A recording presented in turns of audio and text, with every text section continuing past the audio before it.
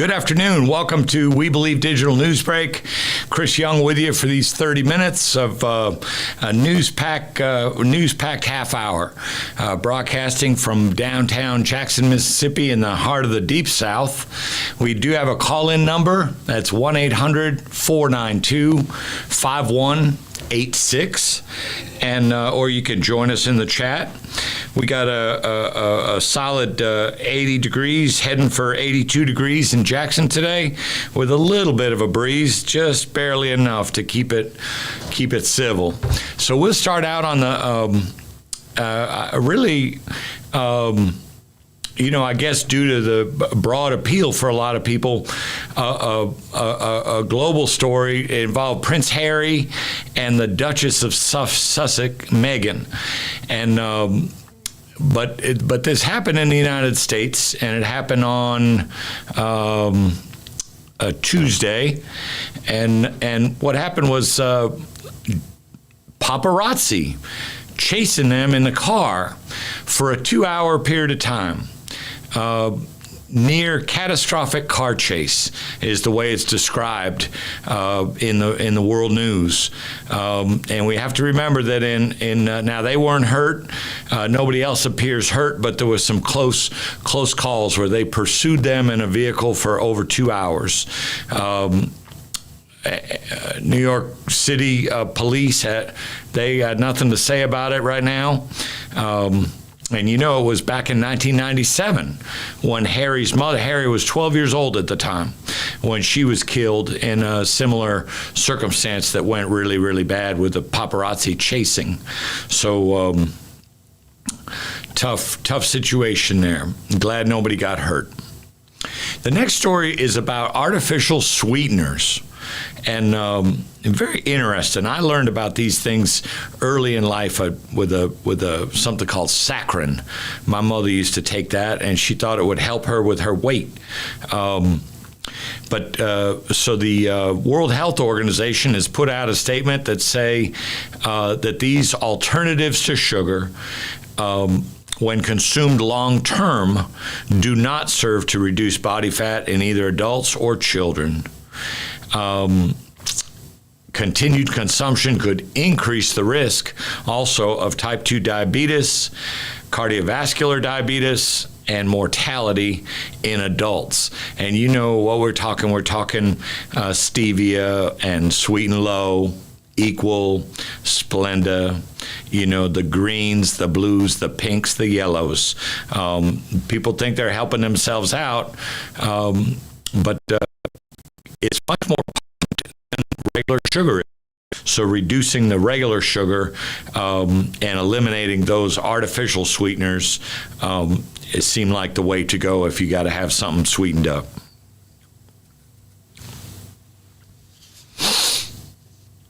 In a northern region of Italy, Emilia-Romagna, a northern region of Italy, crazy heavy rains going on over there, causing floods.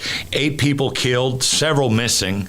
Heavy rains caused flooding in this area. About 5,000 people have been evacuated. Some had to be rescued from roofs by helicopter. We're talking intense flooding. Authorities say 14 different rivers have broken over their banks in that region, flooding a total of 23 towns. The mayor of one of those towns, called Ravenna, says his city is now, quote, unrecognizable, unquote.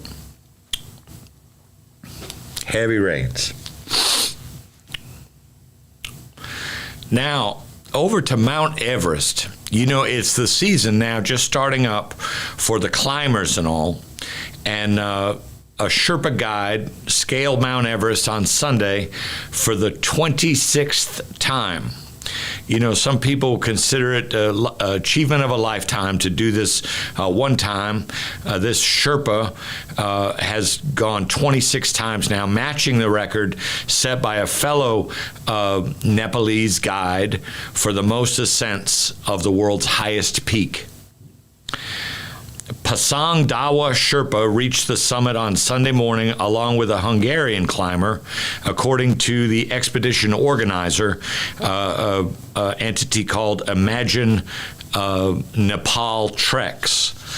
And the season's first wave of climbers reached the summit this weekend as Sherpa guides fixed ropes and made paths for the hundreds of climbers who will attempt to scale the peak over the next few weeks. Since making his first successful climb of the peak in 1998, Dawa has made the trip almost every single year. There's an experienced guide, Kami Rita, earlier held the record outright for the most number of climbs after his 26th trip last year. Rita is expected to attempt the trip again in about a month.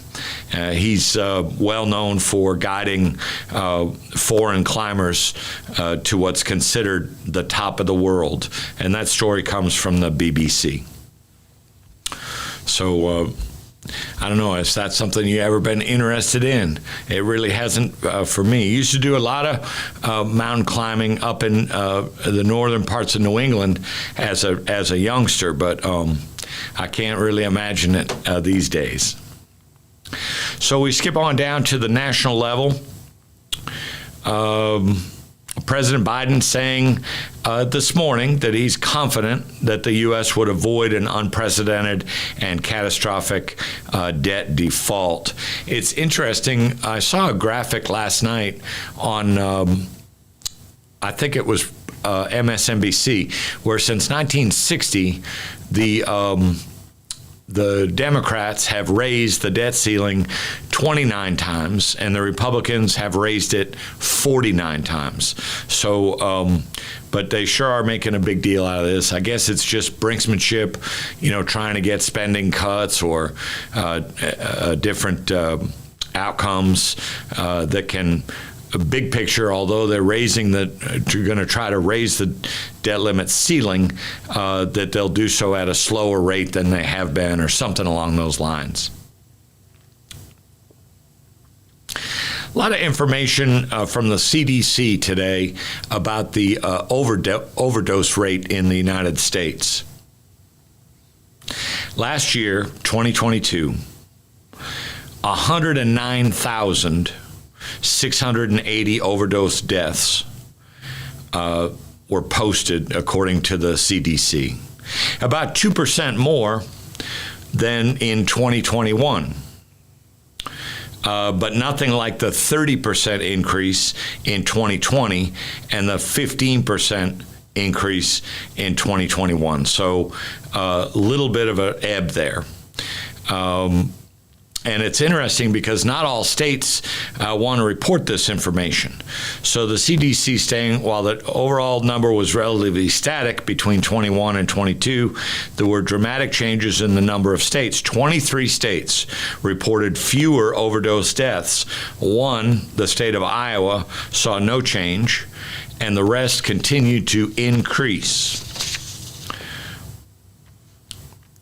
So that obviously made me go and look at the numbers in Mississippi. So here's what we have to share from what was going on in Mississippi under the heading of this national story. And they're calling it the MVP calls it the suspected overall overdose deaths in Mississippi in 2022. 281 of the 358 total were opioid related. So that's almost 79% of overdose deaths were opioids. The number of opioid deaths decreased in 2022 from the decreased 25.27% from the 2021 numbers. And the number of deaths involving heroin decreased. There was 43 of those deaths, down to 34 deaths in 2022. Pretty big decline there. 9.4 opioid deaths per 100,000 persons. That's not MBP, that's Mississippi Bureau of Narcotics. So still lots and lots of overdose deaths, but it seemed like the numbers are declining big picture-wise. Got another story that really jumped out at me. You know, every state, they say, has a program to reimburse victims of lost wages, medical bills, funerals, and other expenses, awarding annually hundreds of millions of dollars in aid. But the Associated Press, they did an examination of these expenditures, of these aid packages offered by the different states, and found that black victims are disproportionately denied compensation in many states, often for subjective reasons that experts say are rooted in racial violence. So shocking. Even when you have horrible things happen that, you know, people can ask for help with and typically get help with, black people get far less. The AP found denial rates for these claims that people put in 19 out of 23 states that were willing to provide detailed racial data, the largest collection of such data to date so far. In some states, including Indiana, Georgia, and South Dakota, black applicants were nearly twice as likely as white applicants to be denied. Same situations, same hardships, but because of the color of their skin, denied twice as often as their white counterparts. From 2018 through 21, the denials added up to thousands of black families each year collectively missing out on millions of dollars in aid simply because of the color of their skin. That's what the Associated Press is indicating here.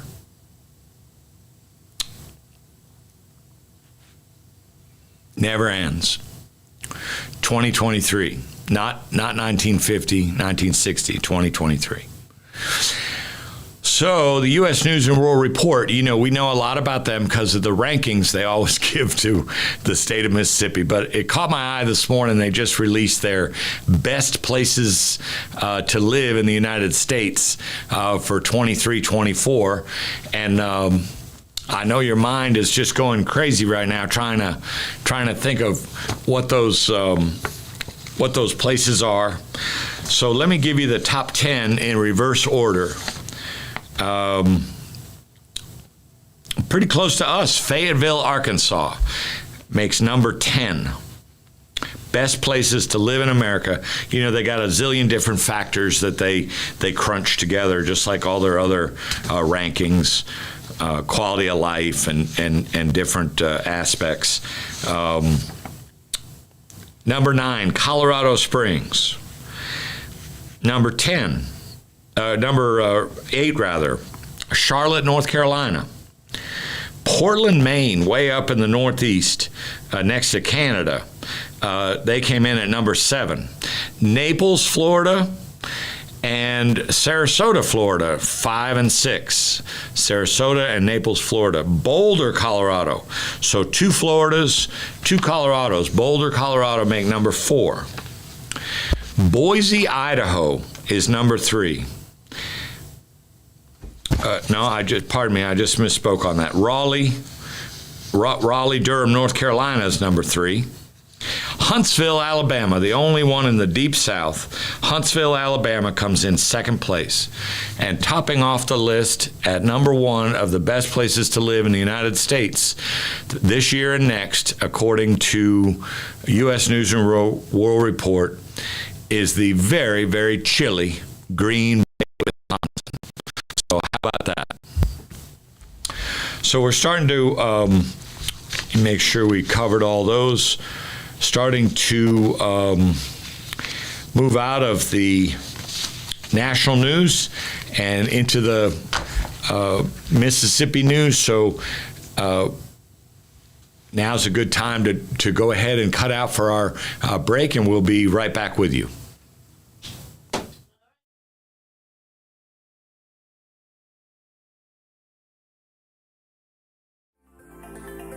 Looking for the hottest content in the city of Jackson and surrounding areas?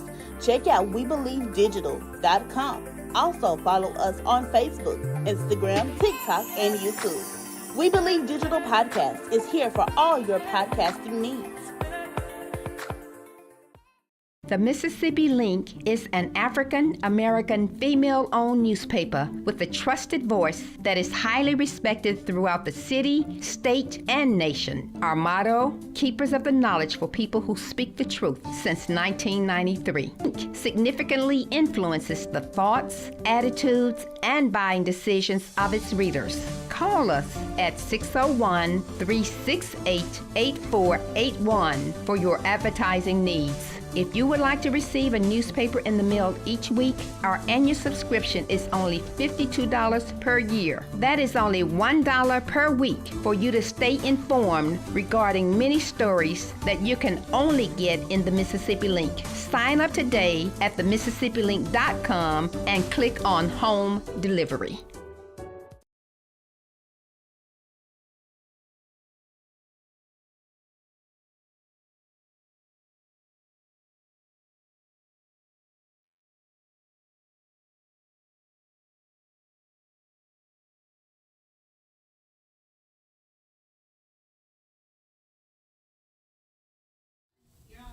And welcome back to We Believe Digital Newsbreak.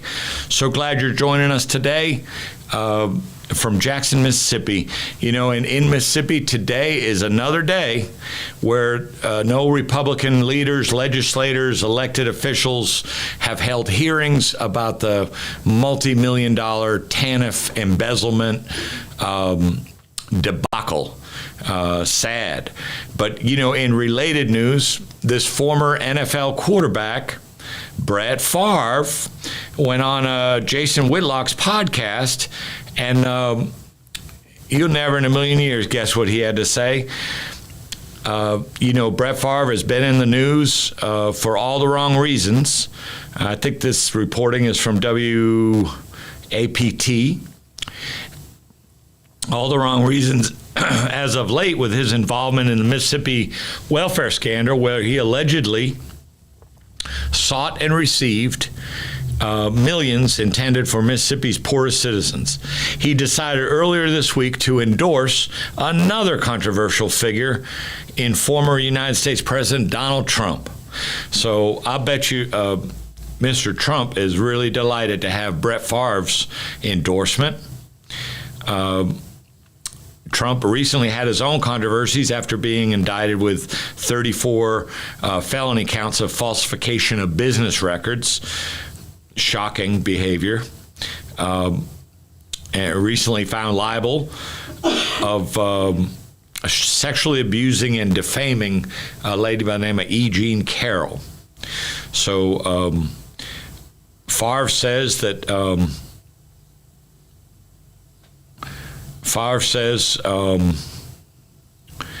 it seemed like Trump has the full support of the disgraced former NFL star. Favre recently discussed Trump's late presidency on Jason Whitlock's podcast, and he said that the United States was in better shape with him, meaning better shape with Trump. So how about that? A little something about related to Amory, Rolling Fork, Silver City, where March 24th tornado ripped through there. Just a horrible, horrible situation. Well, Samaritan's Purse, an international Christian relief organization offering a mobile home replacement program for Mississippi families that lost everything. The North Carolina-based organization was on the ground. And by the way, I've researched this organization, and the area that they're located in North Carolina is about 99% white. So I think it's really interesting that they're down here helping so many people in the Delta, which are going to be plenty of black families. It's great to see that. They were on the ground in Mississippi less than 24 hours after the storm. helping homeowners begin to recover by salvaging personal belongings, clearing debris, tarping damaged roofs, and reminding families that God loves them. And they are not forgotten. On May 19th, that's the day after tomorrow, Franklin Graham himself, the president of Samaritan Purse, will dedicate these homes to the Lord and pray for the families who will be receiving them. So he will be coming to Rolling Fork and praying. He'll dedicate these homes to the Lord and pray for the families. Local installers will then be able to set up the mobile homes in the coming weeks. 35 families have been approved so far for mobile home replacement. And these are all residents of Amory, Rolling Fork, and Silver City who did not have insurance or were underinsured and in desperate need of help. So Samaritan's Purse, very good, very good. Another story relating to healthcare. You know, we've told you in the past that Mississippi ranked overall 49th in 48 or 49, you know, at the bottom in healthcare overall. But in healthcare quality, they were one step lower, so either 49 or 50 in healthcare quality. So who knows? Maybe that's behind this initiative by the University of Mississippi Medical Center, partnering with AMC Health, a leading provider of remote patient monitoring, RPM services, to broaden and enhance care for patients with chronic health conditions.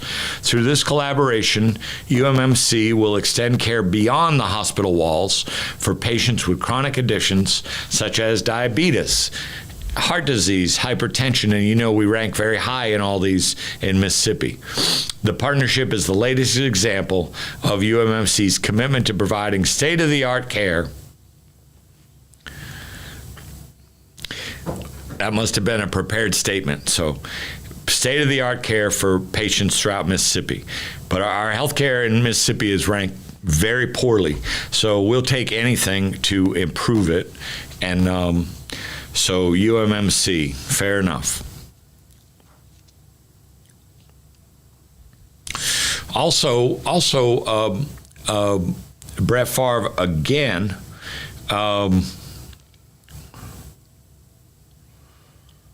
This retired NFL quarterback is asking the Mississippi Supreme Court. He's asking the Mississippi Supreme Court to remove him as a defendant in a civil lawsuit that seeks to recover millions of dollars of misspent, I love that word, misspent, welfare money meant to help some of the neediest people in the United States. In Mississippi, of course. In papers filed late Monday, Favre's attorneys argue that Mississippi Department of Human Services is making, quote, utterly meritless, unquote, legal arguments in suing Favre. You know, it was just April 24th, less than a month ago, when Hinds County Circuit Court Judge Faye Peterson denied Favre's request to be moved from the lawsuit. This civil lawsuit, which has more than 36 people or businesses as defendants. And so when she said no to him, his response to that is to ask the Mississippi Supreme Court to get him out of it. So we'll be watching closely to see how all that unfolds. Should be very interesting. You know, on the two HB 1020 lawsuits, these are what we call the takeover bills or the power grab bills. You know, two lawsuits. First out of the gate was the NAACP with a federal a lawsuit asking the federal court, this would be the Southern District Court and Justice Henry Wingate, to block the implementation of the provisions of HB 1020, the appointing of the 4 judges, the expanding of the policing, et cetera, et cetera. And so that's still going on. That's still happening. the Judge Wingate did block. I believe it's through a temporary restraining order, block the implementation of those provisions of the new state law HB 1020 from going into effect. It's supposed to start in July, so we'll have to see what happens. So again, there were two lawsuits. The first one, federal. The second one was a state lawsuit, and brought about by the Legal Defense Fund, ACLU, Mississippi Center for Justice, and the MacArthur Justice Center, all of those coming together to represent 3 citizens in Jackson-Hinds County who sued to stop the implementation of this law also.